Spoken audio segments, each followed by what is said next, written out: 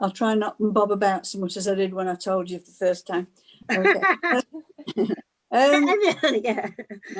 I'm 72 now. I was 70 when I was diagnosed. No symptoms, and it was a complete shock. I was fine. And then after about 3 months, I suddenly got taken into hospital. I had a problem. I've got stage 4 and I had a problem. And while I was in there I'd seen the banner in the clinic about the 5K Your Way. And my daughter and son-in-law do a lot of park runs. And I'd never thought to join them because I walk, but I never ran, ever. And jokingly in the hospital when I was feeling really not good, when the family are all looking at you all, oh, you know, and I said, jokingly, I said, when I get out of here, I'm going to do that 5K. And they all went, yeah, right, okay. So came home, I could walk from the back door to the front door and then have a sleep, you know. And I gradually thought, well, I said I was going to do it. And if I say I'm going to do something, then I do it. So I gradually went out and walked a little bit more. And that was in November 2018. And the end of December, the first park run I did was the end of December. And I did it. I walked it, but I did it. It was freezing cold. And I just got hooked. It was just so nice to be normal, you know, I've never ran, so it was not normal for me, but just to do something that other people do, and you're defined by. So now I don't, when people ask me, you know, how's your cancer, how are you doing? And I just say, well, I've been running and I run more and I'm fine. And ever since then, you can't have long-term goals in this. You know, I can't say what's going to happen, but I can plan for the next park run. And I just judge myself. I don't care how fast I'm going to other people, but I'm getting faster and faster, and it makes me feel so much better.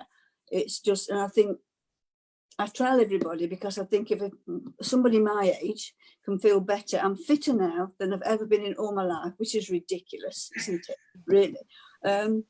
Just think how young people could be, you know. You can sit on your sofa if you like, and at the beginning you sit on your sofa in your nightie all day and people bring you flowers and nice smellies and a lovely bottle of Cornish gin I got sent, you know, which is very nice. but that's it, you know. You've got to get back in the real world again, and the only way to do it is to get off your backside and do something. I mean, it doesn't have to be running, it could be anything, but you do have to move. And well, I'm living proof I've never been so fit. So yeah, people should get off the backside and move. Definitely. So you're someone, Sue, who if you say something, you stick to it. So you've already told us, you said that's made that challenge and you stuck to it. What was your challenge for when you went 40 minutes, sub 40 minutes in maybe January or February? Yes, I said jokingly again, you know, me and my big mouth, really. I jokingly said the first run I did was 50 minutes, and I said, right, and I was getting slower, faster and faster. I said, right, when it gets under 40 minutes, I'm going to strip off and jump into the nearest water, wherever we are. We live near the Trent, so it was a worry, really. My son-in-law and grandson, who's 16, were absolutely horrified. You know, I put them into therapy.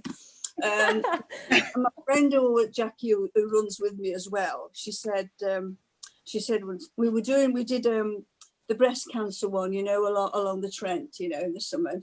I was getting close to the time, and she said, Sue, you know, if you do it today, do you think we could jump in the river another day when it's not quite so busy? Because the weather. But I missed it. My son-in-law does the timing, and I swear he kept making it over 40. Just so.